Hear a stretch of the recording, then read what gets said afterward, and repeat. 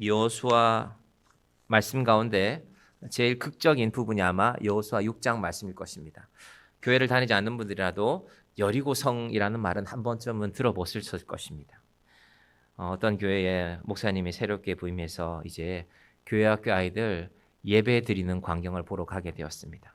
마침 여호수아 말씀을 설교하고 있길래 목사님이 그 아이들에게 물어보았습니다. 얘들아, 여리고성은 누가 무너뜨렸니? 라고 하니까 갑자기 옆에 있던 교회학교 부장 장로님이 아니 목사님 누가 여리고성을 무너뜨립니까? 큰일 났네요. 어쨌든 돈이 얼마가 들든지 우리가 다시 여리고성을 짓도록 하겠습니다. 라고 말했습니다. 옆에 있던 재미있는 얘기인데 여러분이 웃지를 못하시네요. 옆에 있던 전도사님은 목사님 우리 아이들이 착한 애들인데 왜 성을 무너뜨렸는지 모르겠네요. 제가 혼을 내도록 하겠습니다. 이제 성경에 대해서 너무 모르는 상황을 아마 그렇게 우스갯소리로 만든 것 같습니다. 성은 지키기 위해서 만드는 것입니다. 그래서 성은 절대 쉽게 무너지면 안 됩니다. 첫 번째 사진 한번 띄워주시겠어요? 제 고향이 경상남도 진주인데 해마다 10월이 되면요, 진주에 저 강이 남강인데 그리고 여기 있는 큰 정자가 진주성이 있는 촉송루라는 누각에 있는 곳인데 저 촉송루 앞에 논계라는 사람이 일본 장군을 안고 떨어진 의암바위라는 바위가 있습니다. 등이 띄워져 있죠. 남강 유동 축제라고 해서 아마 우리나라에서 1945년 해방 이후에 처음으로 생긴 지방 도시의 축제입니다. 작년 통계를 보니까 280만 명, 그러니까 서울시를 제외한 전국 어떤 도시에서 축제보다도 많은 사람들이 방문한 축제라고 되어져 있었습니다. 제가 남강 유동 축제 홍보대사는 아니고요. 성의 이야기를 하기 때문에 그렇습니다. 임진왜란 때 많은 전투가 있었는데 우리 이순신 장군님이 싸웠던 한산대첩, 또 행주산성에 싸웠던 권율의 이 행주대첩. 사실 행주대첩은 12시간밖에 싸우지 않았거든요. 12시간 동안 성을 지켜낸 것이 행주대첩인데 진주성 싸움은 무려 1차, 2차를 통틀어서 12일 동안 전쟁이 벌어졌습니다. 자그마한 성이었는데 성이 그렇게 크지 않습니다. 아래로 남강이 오르고 서쪽에는 약간의 절벽이 있기 때문에 타고 오르기 힘듭니다. 북쪽에는 강을 파서 해자를 또 만들어 놨습니다. 그래서 건너오기 힘들고요. 문제는 동쪽이었는데 지금의 진주성은 왼쪽에 있는 요만큼인데 오른쪽에 저만큼을 전쟁이 일어나기 직전에 새롭게 쌓았어요. 새롭게 쌓다 보니까 흙이 단단하지가 못했죠. 토목공사라는 건 하고 나면 세월이 좀 지나야 되거든요. 이제 그 성이 결정적으로 진주성 패배의 두 번째 전쟁 패배의 아픔이었는데 도요토미 히데요시가 일본에서 자기가 정권을 잡고 나서 조선을 치러 가자. 이제 명을 치기 전에 조선을 친다라는 조명가도 명나라 쳐야 되니까 너희들 길을 내줘라는 명분으로 전쟁이 일어났죠. 1592년 4월 달에 일어났거든요. 처음에 도요토미 히데요시는 한 달 안에 진주성을 치라고 했습니다. 진주성을 넘어서면 호남이 나오고 호남은 곡창이지 않습니까? 나주평야, 김제평야, 태사합이라는 일본 사람들이 적은 임진왜란의 기록을 남긴 책이 있습니다. 그게 어디 잘 보관이 됐냐면 진주성 안에 지금 진주 박물관이 있고 그 진주 박물관이 우리나라 많은 박물관들의 주제 가운데 임진왜란을 주제로 전시하는 곳입니다. 그래서 좋은 임진왜란에 관한 많은 자료들이 모여 있습니다. 진주성을 쳐야 되는 이유는 진주성을 지나야 호남으로 들어가서 나주, 김제 이 지역을 일본이 빼앗고 나면 그곳 곡창지대에서 나는 군량미를 가지고 이제 전쟁에 임한다. 그래서 조선을 침략하는 중요한 계획 중에 진주성이 있었는데 안타깝게도 일본의 입장에서 저 진주성이 쉽게 무너지지 않았습니다. 그래서 한 번은 그러면 진주성을 넘어서 가서 호남 지역을 치자. 순천에 가서 전쟁을 하고 있었는데 뒤에서 진주성에 있던 군대들이 또 쳤어요. 그리고 잡으러 오면 또 도망와서 진주성 안으로 들어오고 그러니까 골칫거리였죠. 10월이 되어서 도요토미는 이제 4만 명의 군사를 보내면서 당시 일본군의 제일 주요한 전력들을 보내면서 치라고 했는데 그게 바로 10월이라서 전쟁이 벌어졌고 첫 전투에서 5일 동안 버티고 조선군이 이겼죠. 그래서 이제 진주성에서 저 유등축제를 하는 이유도 저 승리를 기념하는 것입니다. 강에 등을 띄워 놓으면요, 강물을 건너오는 일본군들이 자꾸 발각되는 거야. 그래서 밝게 등을 띄워 놓고 성을 지키는 의미로 사용되어졌습니다. 그런데 일본의 입장에서는요, 진주성이 그렇게 큰 아픔이 있는 곳입니다. 어떤 아픔이냐면 1차 전투에서요. 4만 명의 군사 중에 약 1만 명이 희생당했거든요. 죽었거나 치명상을 입었거나. 근데 무서운 거는요. 그 뒤처리를 어떻게 했냐면요. 시체들을 다 불태워 버렸어요. 무섭죠. 왜 그랬을까요? 일본이 지금 조선과 전쟁을 하고 있는데 야, 진주성에서 1만 명이나 죽었대 일본군이. 그러면은 온 조선에 금방 소문이 날 거 아닙니까? 그래서 밤에 몰래 불태워서 주변의 산에 묻고 도망간 흔적들이 발견되었습니다. 그 일본 군사들한테 진주성은 큰 아픔이죠. 4만 명이 싸웠는데 1만 명 가까이 죽었고 그리고 그 동료들을 불태워서 묻고 돌아온 곳 아닙니까? 다시 1년 뒤에 두 번째 진주성 전투가 벌어졌는데 도요토미 히데요시가 이때는 일본군이 불리했습니다. 일본군이 다 밀려 내려와서 조명연합군에 밀려 내려와서 지금의 창원, 울산, 부산 지역에 몰려 있던 일본군들에게 명령을 내렸습니다.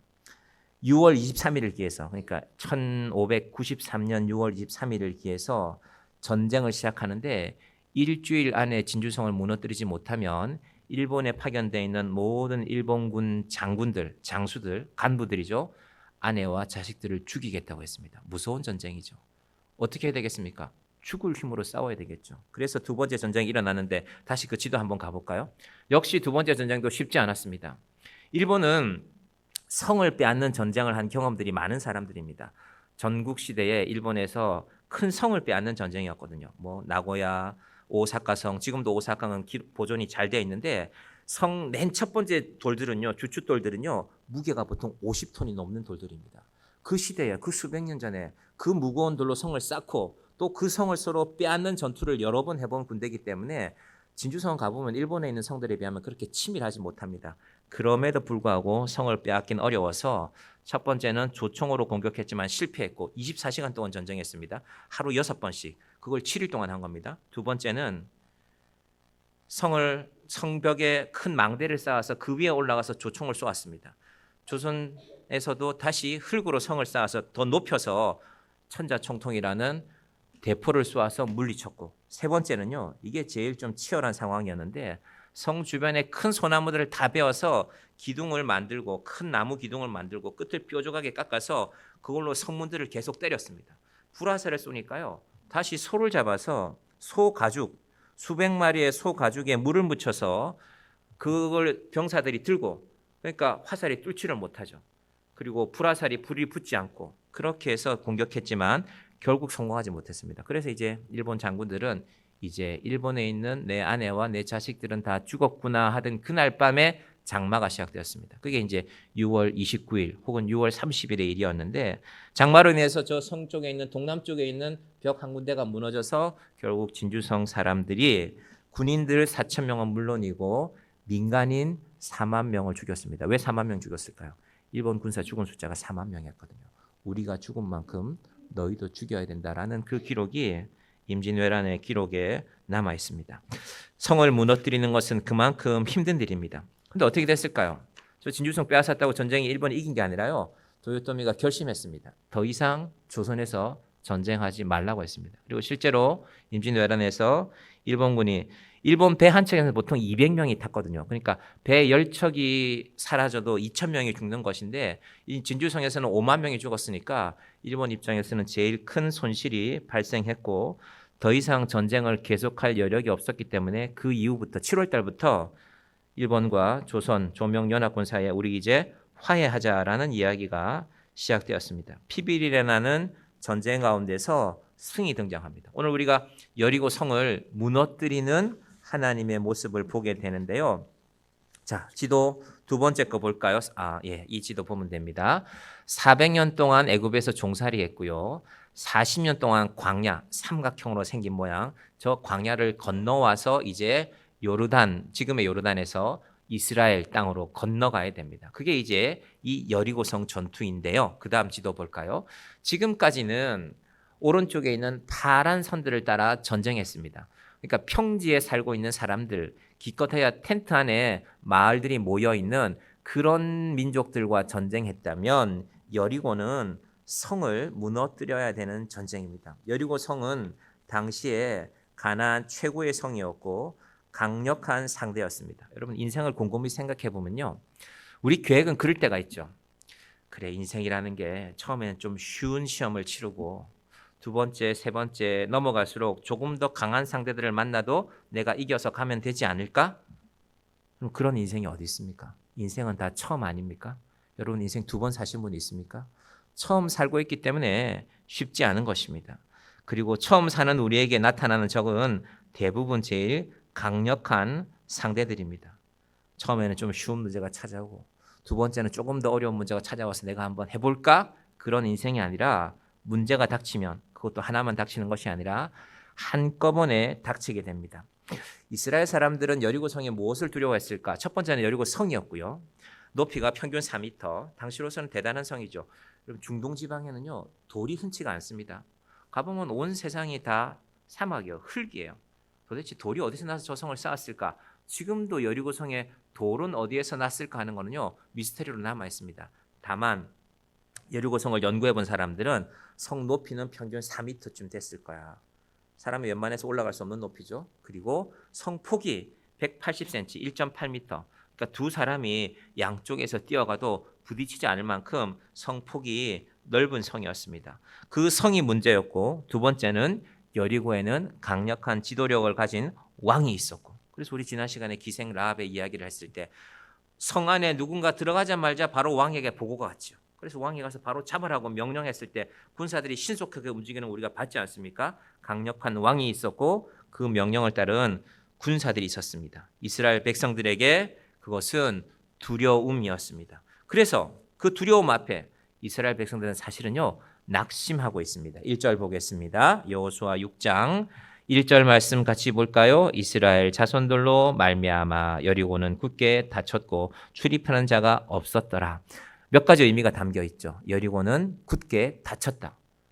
안에서 닫았다는 것은 함부로 들어가기 힘들다는 것이고 또 하나는 안에 있는 이 여리고 사람들은 자기들의 성을 믿고 있다는 것입니다. 설마 너희들이 저 요르단 땅에서 평지에 살고 있는 사람들은 좀 이겼을지 모르겠지만 감히 여리고 성을 너희가 칠 수 있을까? 그것이 바로 여리고 성의 상황이었습니다. 반대로 이스라엘 백성들에게는 두려움이었죠.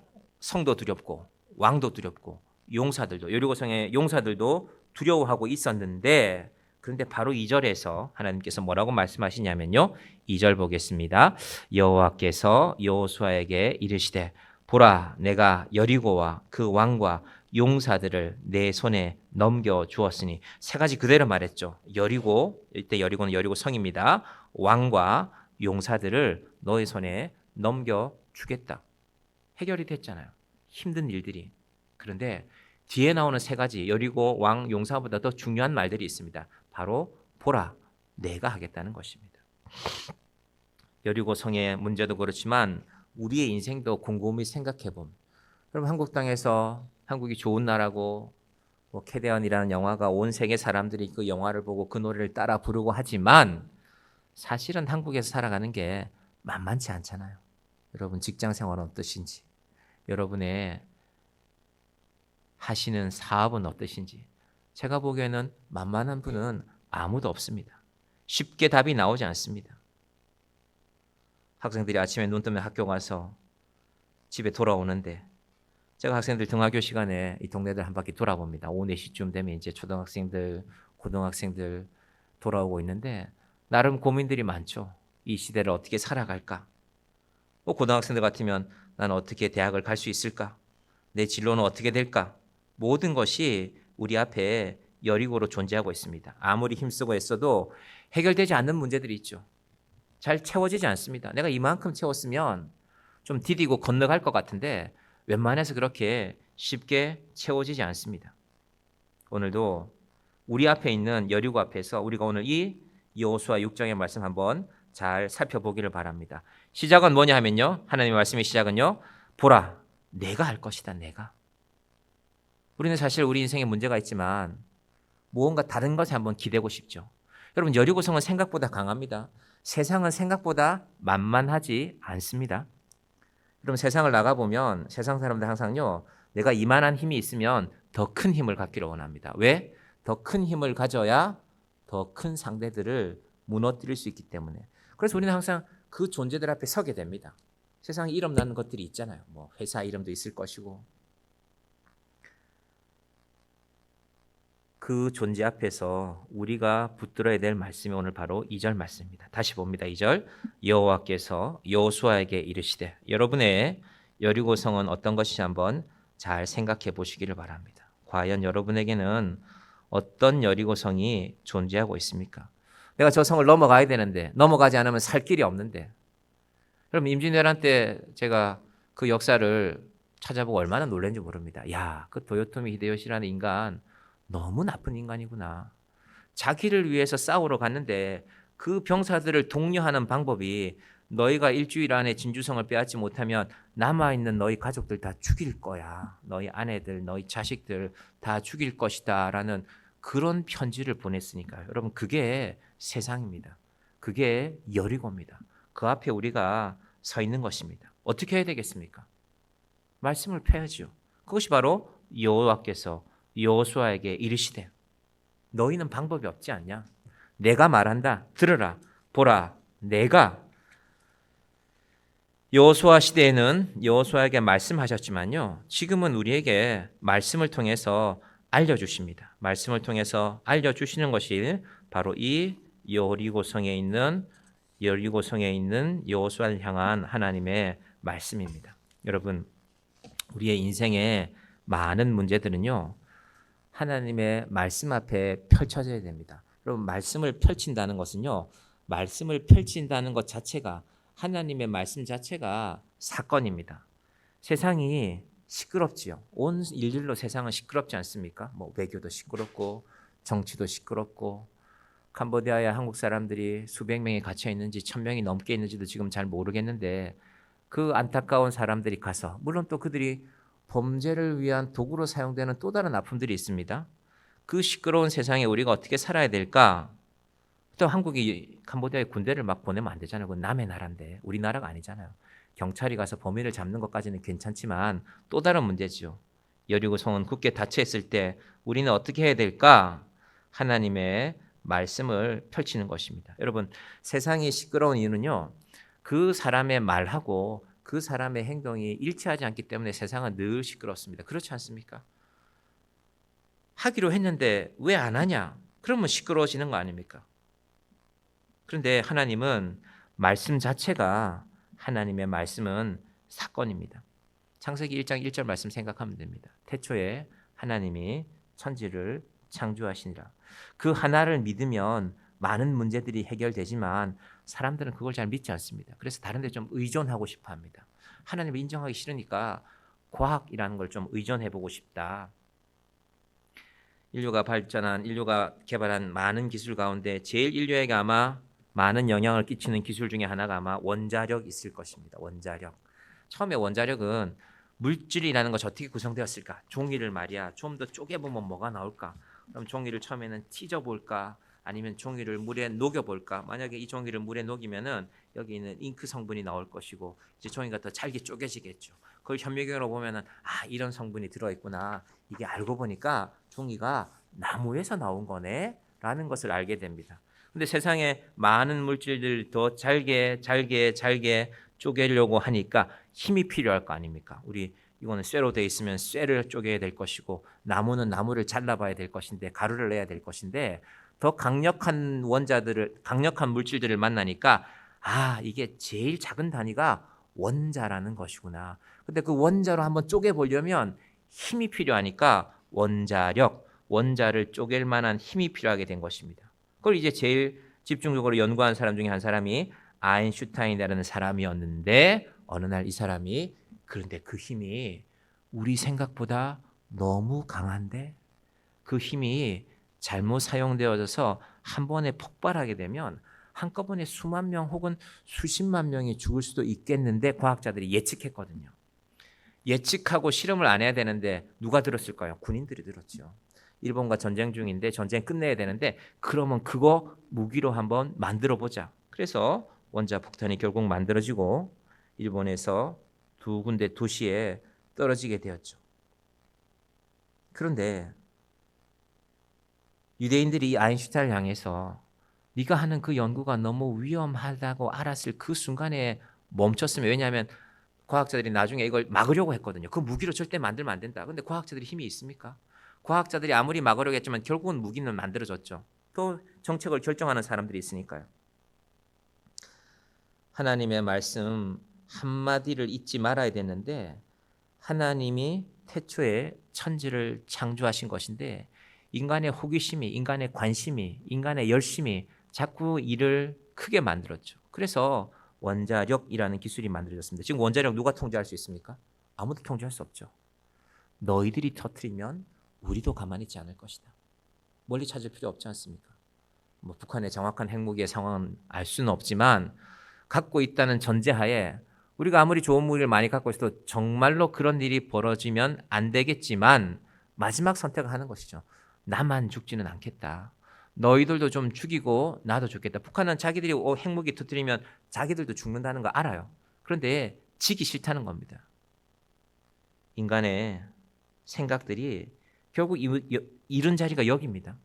니네만 만들 거냐? 우리도 만들지. 파키스탄까지 만들었죠. 파키스탄은 우리가 보면은 가난한 나라인데 인도가 있는데 우리가 없으면 안 되지. 인간의 대립이 그들이 통제할 수 없는 힘을 만들어내는 것입니다. 그래서 하나님께서 여호수아에게 보라, 내가 한다는 것입니다. 너희가 할 것이 아니라 내가 할 것이다. 여러분, 우리의 인생의 문제 앞에서 우리도 한번 이 고백을 할 수 있기를 바랍니다. 한번 3번 한번 해볼까요? 보라, 내가. 보라, 내가. 보라, 내가. 예, 갑자기 시키는 여러분 깜짝 놀랐죠? 예, 가끔씩 할 겁니다. 여리고성이 너무 크고 너무 강해 보였기 때문에 하나님께서 너희가 할 게 아니라 내가 할 거라고. 그래서 보라, 내가라고 말씀하셨습니다. 무엇을? 성과 왕과 병사들을 내가 물리칠 것이다. 그러면 끝난 것 아닙니까? 그럼 끝났으니까 이제 여리고성에 들어가면 되지 않습니까? 어떻게 들어가면 됩니까? 걸어서 들어가든지 뛰어서 들어가든지. 성문이 닫혀 있으면 한번 부딪혀 보는 거죠. 하나님이 다 해결하신다고 했는데, 그런데 하나님의 말씀이 실천되는 방법은요, 그렇지 않습니다. 어떻게 하라고요? 3절로 갑니다. 여호수아 6장 3절. 너희 모든 군사는 그 성을 둘러 성 주위를 매일 한 번씩 돌되 엿새 동안을 그리하라. 여리고 성 안에 있는 사람들이 이스라엘 보면서 어떻게 했을까요? 아니, 쟤들이 드디어 정신이 나갔구나. 40년 동안 광야에서 고생하더니만은 뭐 하는 거야? 한 바퀴 다 돌려면 1시간 반 정도 걸리거든요. 말도 없이 뭐 서로 욕이라도 하든지 침묵하면서 잠잠히 도는 것을 보면서 생각했습니다. 이스라엘도 생각했겠죠. 어떤 생각했을까요? 아니, 이게 무슨 짓이야? 아니, 성을 준다고 했으면 뭐 돌이라도 좀 집어 던지든지 아니면 욕이라도 좀 하든지 기분 나빠서 뛰어나오게. 아무것도 안 하고 이게 무슨 짓이지? 라는 생각과 함께 엿새 동안 그랬다고 했죠. 또 하나는 어떤 생각이 들었을까요? 그래, 어차피 우리 힘으로는 안 되는 일인데 하나님이 하라고 했으니까 우리는 하는 거지. 엿새 동안 순종함으로 나아간 것이 바로 여리고 성에서 벌어진 이스라엘 사건입니다. 말씀이 있었고 말씀에 순종하고.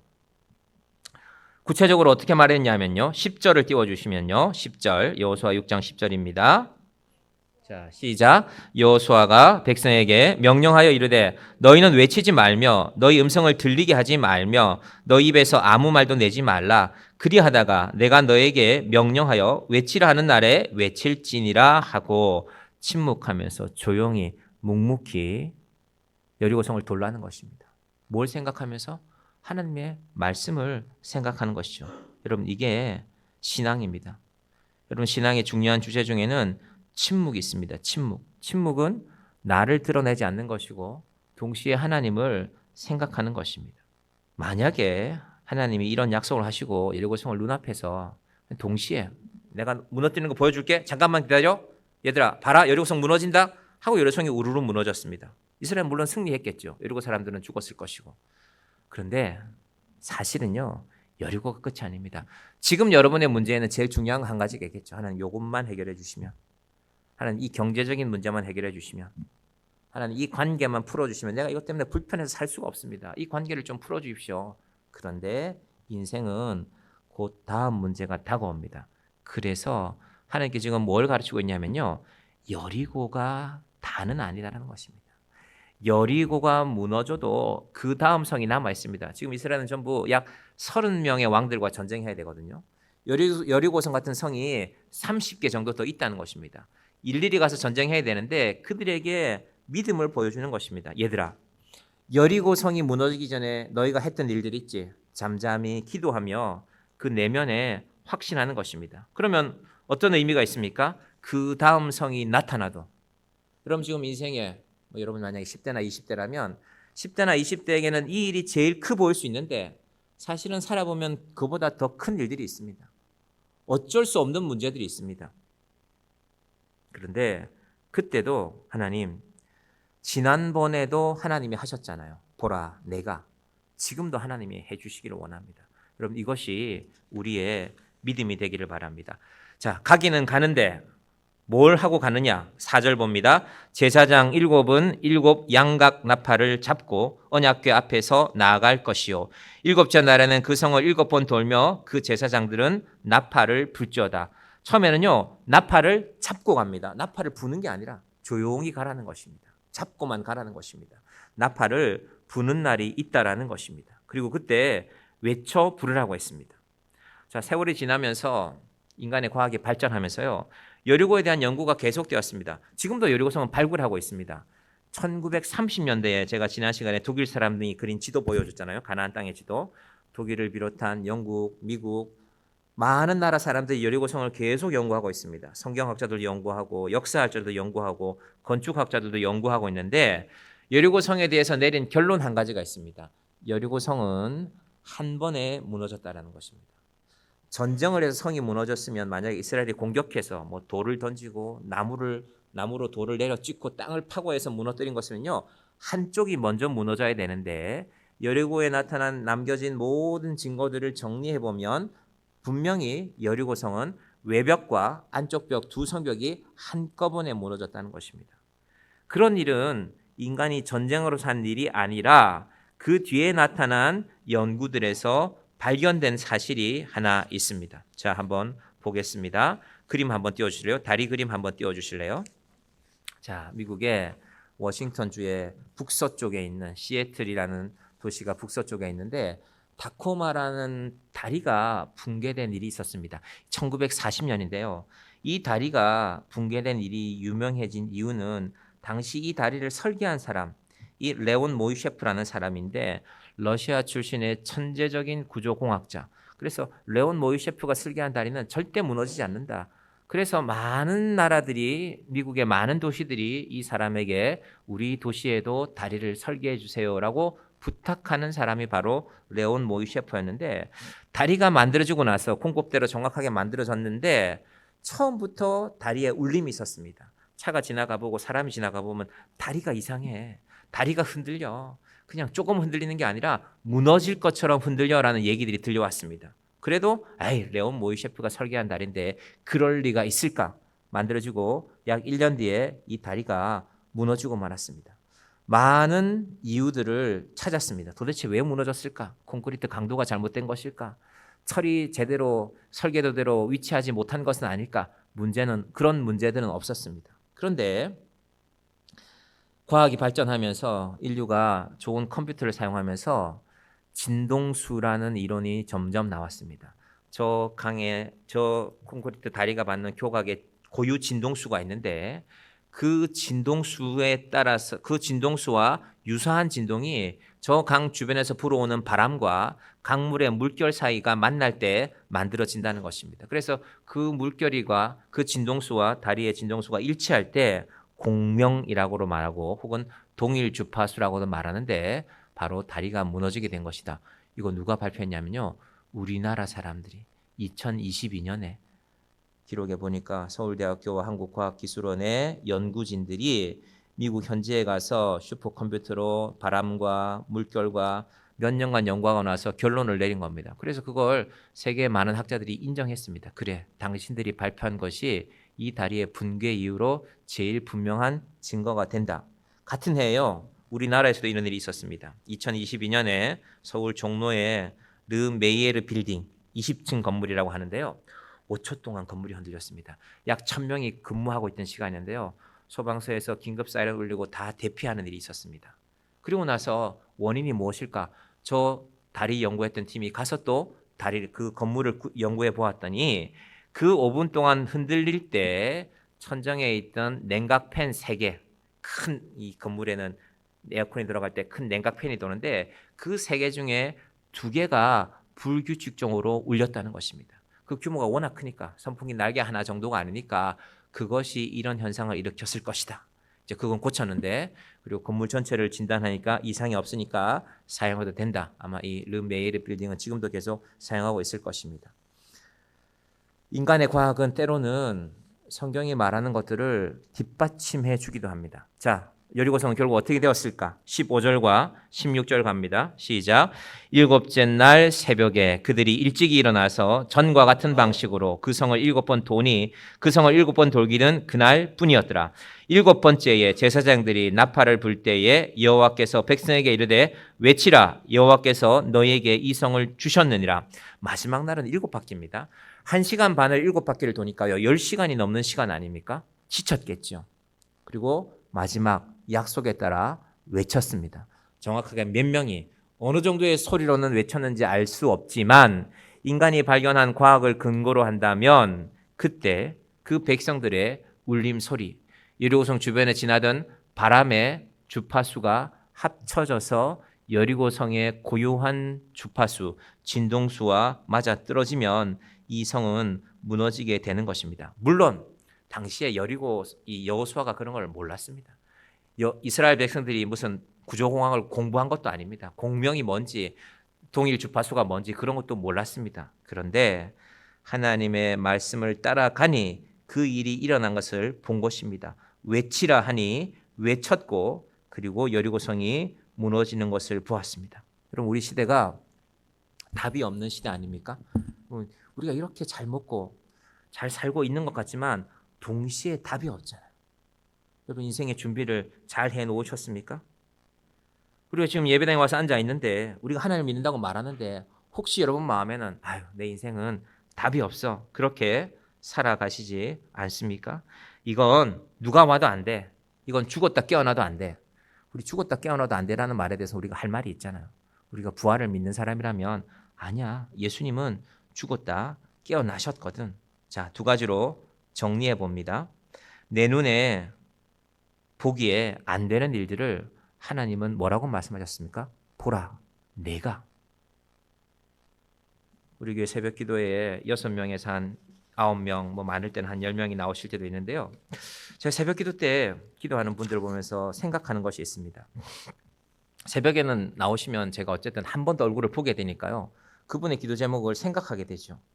근데 제가 그분의 어떤 상황을 알게 됐어요. 그래, 이분 이런 일이 있네. 이게 해결이 될까? 저도 사람이니까요. 저도 생각해보죠. 계산도 해보고 안 될 것 같아. 저라고 왜 그런 생각 안 하겠습니까? 근데 제가 놀라운 사실은 새벽에 꾸준히 나와서 기도하는 분들의 그 문제가 어느새 풀려 있더라는 것입니다. 이건 안 될 일이었는데 지난 7년 동안 제가 정의한교회에서 제일 분명하게 말할 수 있는 문제입니다. 물론 우리가 다 나올 수 없지만 우리가 다 새벽에 깨어서 기도해야 됩니다. 힘드시면 집에서 유튜브라도 들으셔야죠. 그럼 정의한교회가 여러분한테 해드릴 수 있는 게 많지 않습니다.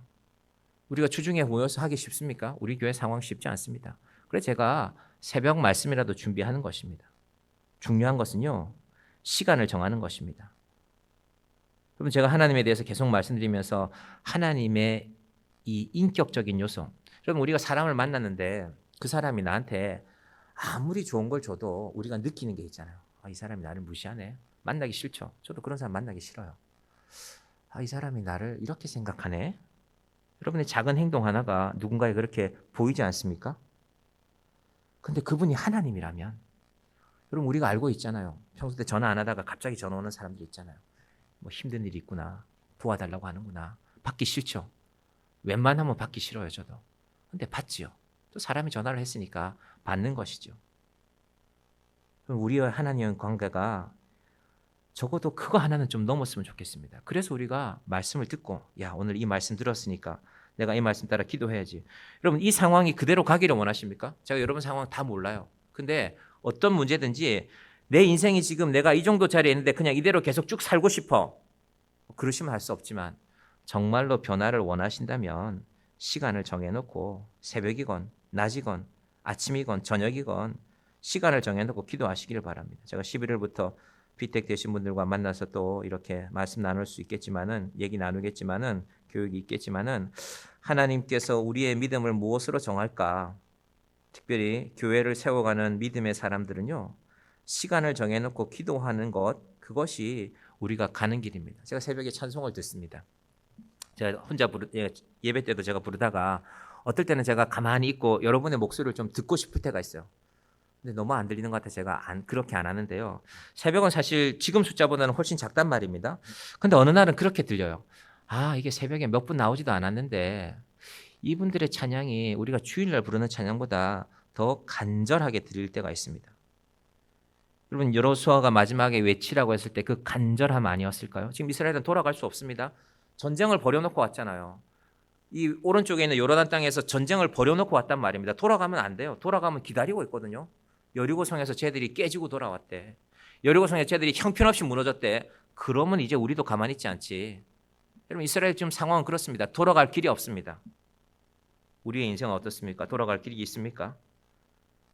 하나님께서 말씀을 붙들고 기도하는 것이 우리의 길이라고 말씀하고 있습니다. 내 눈에 안 돼 보이는 일들 보라 내가라는 말씀을 기억하십시다. 어떻게 하신다고요?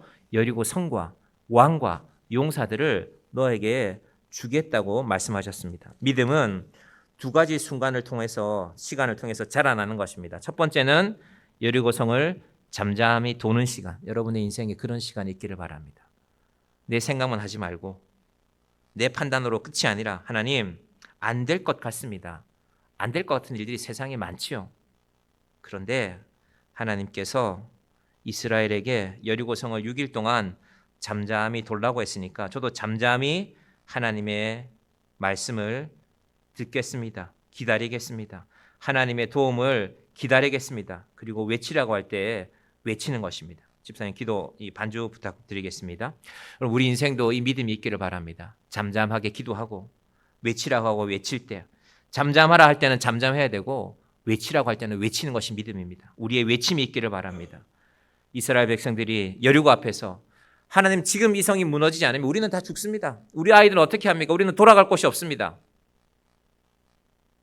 하나님 앞에 우리의 기도가 이 간절함이 있기를 바랍니다. 이 시간 함께 기도하십시다. 이 기도 제목으로 함께 기도하십시다. 하나님, 우리 눈앞에도 여리고가 있습니다.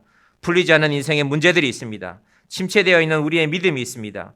예수 믿은 지 오래되었는데 교회 나온 지가 수년이 지났는데도 도무지 하나님이 어떤 분인지 우리는 도무지 관심이 없습니다. 그저 내 인생의 문제나 조금 잘 되고 내 하는 일들만 조금 잘 되면 그것으로 됩니다. 이 믿음이 아니라 하나님, 내가 예수 믿는데 정말 예수 믿는 것처럼 살게 하여 주십시오. 우리의 인생의 연약함 때문에 날마다 쓰러지는 믿음이 아니라 하나님 담대하게 일어서게 하여 주시옵소서. 말씀을 따라 잠잠하게 여리고를 돌던 그 엿새 동안을 기억하시며 우리도 엿새 동안 잠잠히 하나님의 말씀을 듣고 그리고 외치는 인생 되게 하여 주시옵소서. 우리 자녀들의 인생 앞에도 여리고가 놓여 있습니다. 하나님, 우리 자녀들에게 나의 불신앙을 물려주겠습니까? 믿음 없이 살면서 불안해하면서 어찌할 바를 모르고 작은 일에 눈물 흘리고 그런 인생이 아니라 어리석고 불쌍한 신앙이 되지 않게 하여 주시옵소서. 우리 함께 기도하며 여리고를 무너뜨린 이스라엘의 외침으로 함께 기도하며 나아가시겠습니다. 기도하겠습니다.